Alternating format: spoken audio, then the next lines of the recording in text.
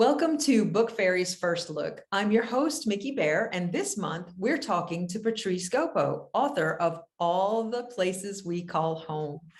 Patrice is the child of Jamaican immigrants and was born and raised in Anchorage, Alaska. She is an award-winning essayist and the author of All the Colors We Will See, a fall 2018 Barnes & Noble Discover Great New Writers selection.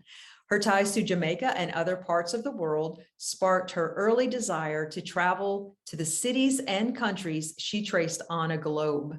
In time, as she began writing about her experiences, Patrice became interested in how places contribute to the people that we become. Ultimately, she hopes her stories celebrate the beauty of living a multifaceted life. Patrice lives with her family in North Carolina, a place she considers another home. All the Places We Call Home is her first picture book, and it is illustrated by Janine Muhammad. Welcome, Patrice. Thank you so much, Micki. Before we get started, let me tell everyone a little bit about All the Places We Call Home. Okay.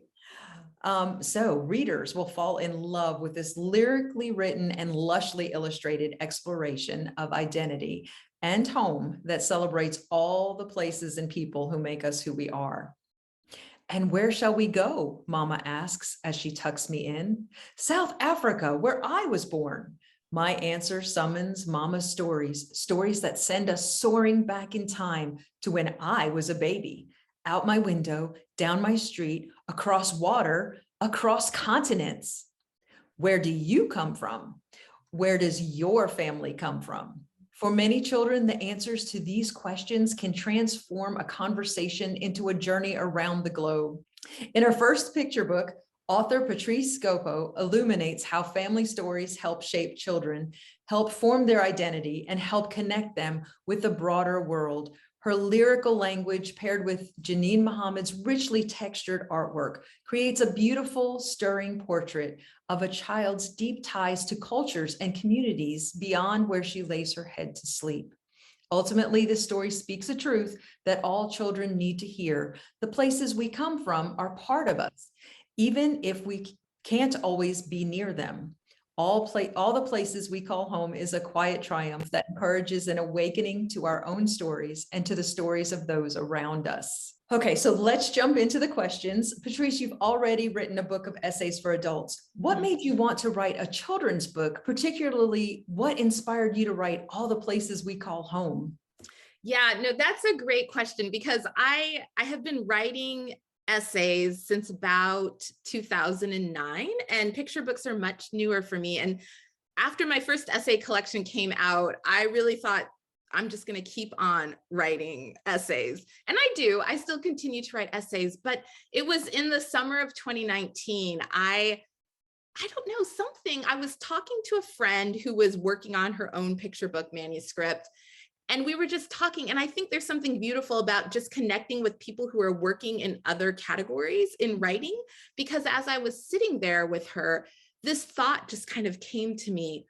I wonder if one of the essays, a particular essay in my essay collection, might be a starting point for a picture book. And so that's where it really started, was in this kind of space of cross-pollination, I think, where we're just sharing ideas. People are speaking about the work they're doing. And I think there's just something kind of whispered to me that maybe you should think about this essay called Before in my book, All the Colors We Will See, that it might actually be a starting place for a picture book. But the thing was, at that point, I had read a lot of picture books because I had small children at the time, and that phase. And also, I just love picture books. I've always loved them too, and just found them remarkable the way they work together with the illustrations and words. So I knew about them, but I didn't know a lot about how to write a picture book, because that is clearly its own type of craft. And so that was really my next step, was learning about what makes a picture book manuscript unique in comparison to something like an essay, which is what my experience had been in.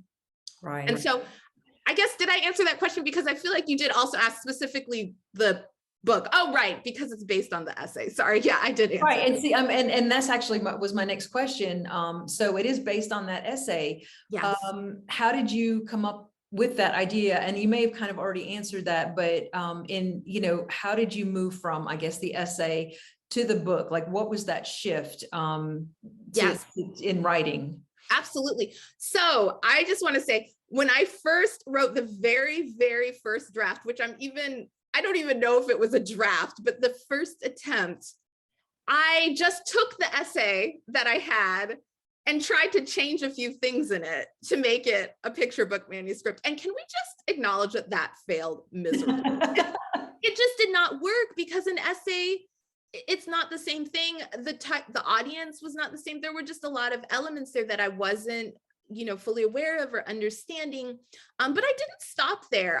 What I decided is I need to actually study the craft of picture books more readily. So I think sometimes we get these ideas in our head of what we'd like to do, but we don't always recognize that there's actually a craft to what is happening. I know, the general world out there can often look at picture books and think they're simple because they're short, and we know that that's not the case, that they are not. They're challenging to write. They're not straightforward. There's different elements that need to be there. We're adults and we're writing for children, and so there's a lot of qualities that we need to discover. So one of the things that I think is true is I am a very lyrical writer with essays. I use a lot of metaphors. Just a lot of that enters into my writing, and I love that. And I think there very much is a place to bring that into writing for children as well. But I do think it needed me to shift how I was thinking about doing that, and how I was bringing in those metaphors and that lyricism, and really to actually start to focus more on the story itself. I feel as though when I originally wrote the initial essay that the picture book is based on, I was really focused on images that were popping in and the sensory detail and all that. And then the story kind of emerged around that. And so I needed to take a step back and identify, what is the actual story that I am wanting to tell in this picture book? And then, in a different order, start thinking, once I understand the story that I'm trying to tell, it is easier then to bring in that imagery, that sensory detail. So it was maybe a little bit of a reversal process, I guess, if that would make sense as I say that. Absolutely, because of how children learn with all of their Right. senses. So going back and stepping back and considering all of that, makes perfect sense. So what other things did you do to learn the craft though? How did you do that research? Yeah, absolutely. So multiple things. I picked up some craft books, which now I'm going to forget the title of that one that most everyone knows. I'm sorry, it's on my shelf, but there is a very well-known picture book that I'm sure if I were to say it, you will know it. But also, I ended up taking classes. I joined SCBWI. I attended, conferences. I attended webinars. I joined critique groups. So just all these different things. And you know what's interesting, Micki? These were the same things I did when I was learning to become an essayist. Mm-hmm. Except I did it with essays and creative nonfiction.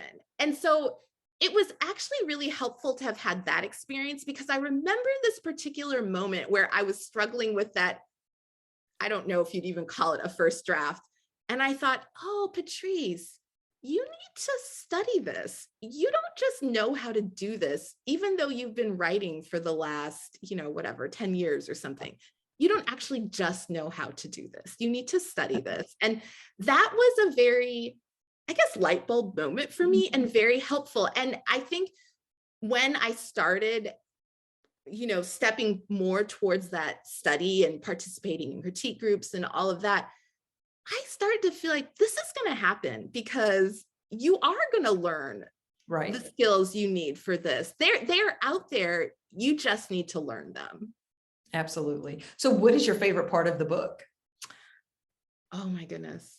My favorite part. Okay. So I am a person who have many favorite parts, but I think one of my most treasured parts of this book is just the illustrations. I think Janine has captured something in a way I never could have imagined. And it adds such a richness to the story. There are particular spreads that I really love. I love the final page, the final image on that page. It's just filled with rich color, but it also encapsulates these multiple places. And yet the child is there. It's beautiful. It is beautiful. Let's show a little bit of that. Sure. Okay. Yeah, Yes. I can do that. I'll show that. Oh, also this, I love the back cover too. I mean, the front is gorgeous as well, but I just love how she's created this as well on the back. But yeah, let me show you this final page. I just think it is beautiful, just beautiful and so colorful, which delights me as well. I think in terms of the story, something I love about it, and that's really a treasured part of this story, is just the way that this is envisioning multiple ways a child can think of the concept of home. And I think this is a concept that we just really need to have in our world, because so many children are deeply connected to multiple places. And how do we encourage that reality in their lives, that they don't have to choose this or choose that, that actually they can encompass all of these places? And so that's something I love about this story too, is that it is doing that, you know? And so certainly a child can read this and recognize that maybe the countries mentioned in this story are not necessarily the countries that are important to them, or the places that are important to them. But I believe it's such a beautiful springboard for any child to consider where matters to me. Where are places that are important to me beyond the place where I fall asleep at night? Right. Because that's the first thing I thought of when I was reading it myself, was being a child. And we had a globe, and I used to spin it to the part where my grandmother was born in Sicily. And so, you make those little connections, and you wonder, and you ask for stories. And I think it's just, there's so many children that could relate, because we're a global society. We absolutely are. Yeah. Yeah, So absolutely. I just love the memories that it brought up. It was just beautiful. So let's talk a little bit about origins. Give us a little bit of background of the stories that you used in the book. Yeah, absolutely. So one of the things that was in the original essay was this sense of the narrator in that essay, who was me at the time. So the mother in the essay, putting her child down for a nap in Zimbabwe, which is where my husband is from. And we were at his grandmother's home in rural Zimbabwe. So I put my daughter for a nap on a bed at her home in rural Zimbabwe. And then the other piece of the essay is, as I am doing that, I am remembering taking a childhood nap on my grandmother's bed in rural Jamaica. And so those are these two kind of mirroring things that were happening. And so that really was the beginning place, just this sense of, let's orient this around a nap or sleeping of some sort. And the fact that we would sleep in these places and things of that nature. And so when I was working on the picture book, though, it felt like two examples or two movements from through naps. It felt incomplete. And so I thought, you know what, I think I need a third element here, which rule of three. So, and as I was thinking about it, I thought, yes, and we're orienting around naps. This is perfect, because I also have this memory of my daughter, who was born in South Africa, taking a nap putting her in her cot to sleep in South Africa, or crib, we would say crib here, to sleep in South Africa. And I thought, yes, it's almost as though it's kind of this movement through time as we're telling these stories and stuff. And also we're getting in some multiple places, and that felt very complete. So that's how the story came about. I will say as well, one other element that shifted as I moved from essay to picture book was the point of view. So the point of view in the essay had been from the mother's point of view. And I remember that first not draft that really wasn't, I was trying to keep it from the mother's point of view. And there was a moment as I started studying about picture books, and I thought, well, this is all based on true stories, it is still a fictional picture book. And because of that, let us allow space for fiction to be part of this. And so I switched the point of view to the little girls, and I added some other elements to just continue to add to that richness of the story. And it just brings in the generational piece to all Yes. our histories Yes. so beautifully. And Thank you so much. I really loved it. Oh, thank you. Thank you so much. So what do you talked a little bit about this. What do you hope that children and all readers will take from all the places we call home? Yeah, absolutely. I mean, my biggest hope is that people will recognize that we can celebrate the multiple places and people who contribute to who we are, that we aren't just the place where we fall asleep at night, and that there are multiple other people and places that speak into who we are. Places we've never lived can be part of our story, as you mentioned, spinning the globe and touching Sicily. Was it Sicily that you just Yes, said? yeah. Right. And actually someone else has mentioned that a similar story to me, but another location as well. So I think that, but then also maybe places we've lived in the past. So you think about how people move and they don't Right. always stay in the place where they started, and so the places as well can contribute, and then the place where we live, and there's just so much there that I think is beautiful to explore.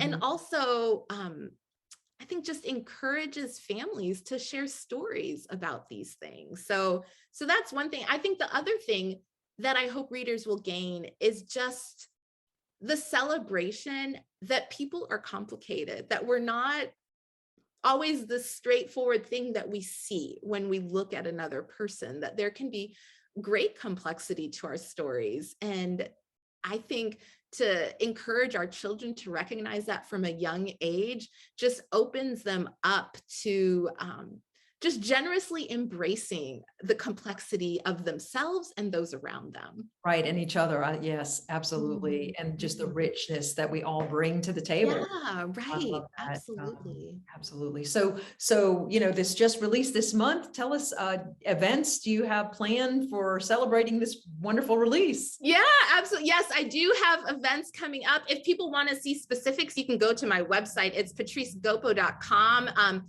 This likely will post after my event at Park Road Books here in Charlotte on the 18th of June. So Saturday, the 18th of June. But I do have some other things coming up. I'm going to be at Pig City Books in Lexington, North Carolina on the 29th of June. I am going to be at Main Street Books in Davidson, North Carolina on July 1st. I am going to be participating in a conversation with author Derek Barnes and facilitated or moderated by Alicia D. Williams. And that's going to be presented by Shelves Bookstore. And that will be on the 9th of June. So yeah, so there's definitely some wonderful events that are coming up. Oh, that sounds great. I might have to stop by for some of those. Oh, that'd be so fun. That'd be great. Yep. Can't wait. That's excellent. So, how do folks, librarians and readers and parents and kids, how do they keep up with you? Yeah, absolutely. So as I mentioned, I have my website, patricegopo.com. And if you go to patricegopo.com, you can subscribe to my newsletter there. And I'm in a pattern of sending out about every 2 weeks with just little updates, little thoughts, whatever it may be. I have a Facebook page. So at Patrice Gopo Writes is my Facebook page. And then, yeah, those are the main places that you can find me. And if you send me an email through my website, I am pretty good about answering all of them. It might be a little tricky right now, but I do keep it in my inbox so that I can get back to people as well. Excellent. Well, anything coming down the line? What are your projects in the future?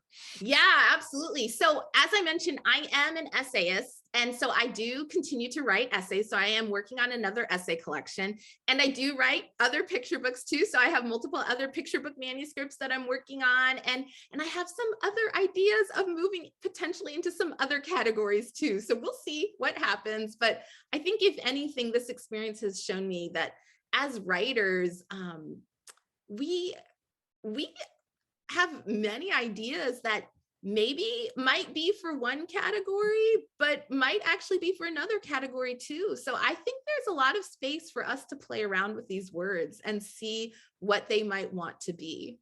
Oh, I love it. Thank you so much for being with us today. Absolutely. I wish you so much success with all of your books, not just all the places we call home, which but there we go. Here, I can hold mine up. And There. there you go. But all of your writing, and Oh, thank wish you you. just all the best. Thank you so much. Thank you. Thank you very much. I really appreciate you taking the time. It has been lovely. And I'm just so grateful for SCBWI and the Carolinas chapter. You all have been such an encouragement. And I just feel it's so wonderful that, writers have this resource that we can join and be part of this community to help us grow and connect and learn and all of that. Thank you.